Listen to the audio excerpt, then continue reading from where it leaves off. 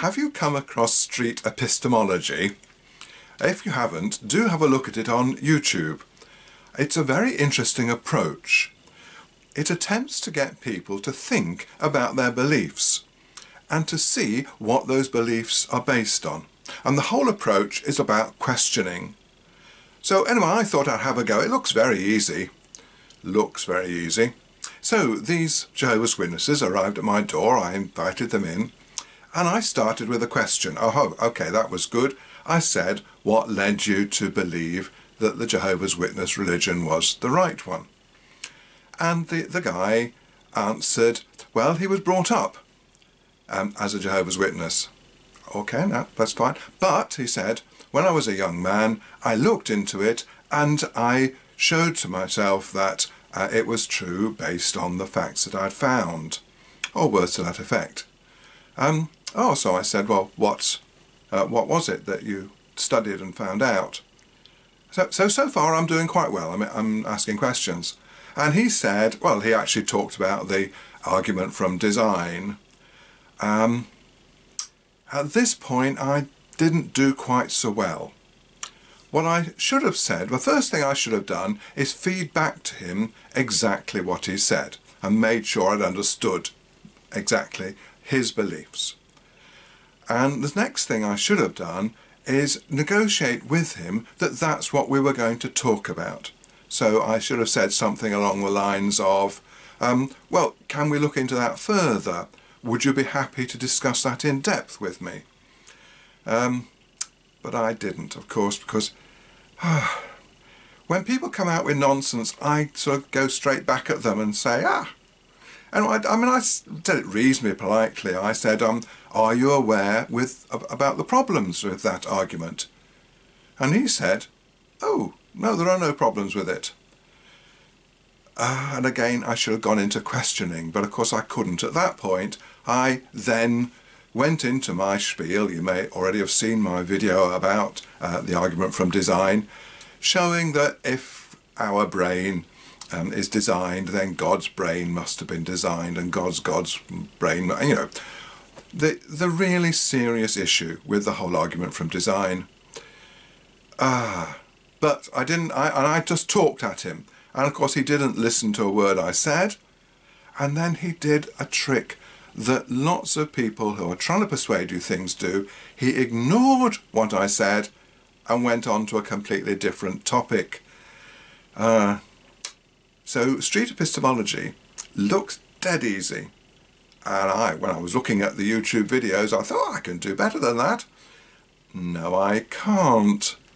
But do have a look at those videos, because it's a very, very interesting way of thinking and approaching people. It ain't necessarily so. It ain't necessarily so.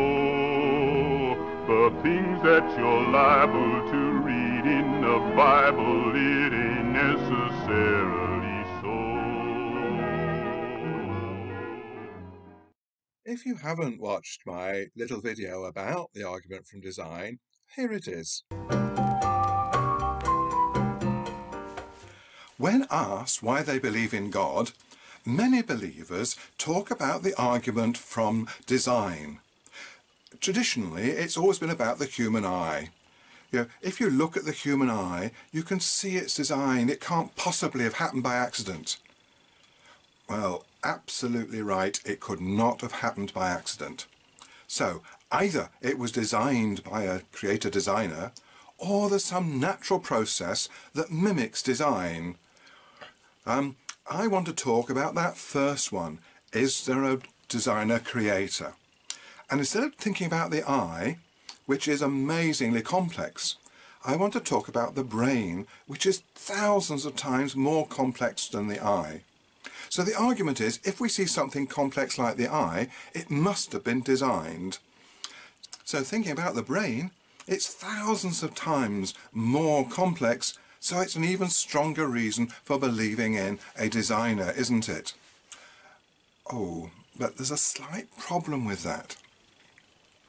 So what we're saying is, if we see a complex brain, It means it was designed. That's the actual argument.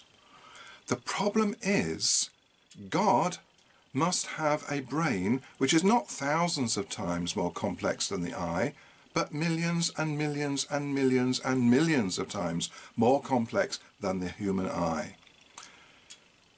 But we've said that if we see a complex brain, that must mean there was a designer. So that means God must have had a designer. That's the logical argument.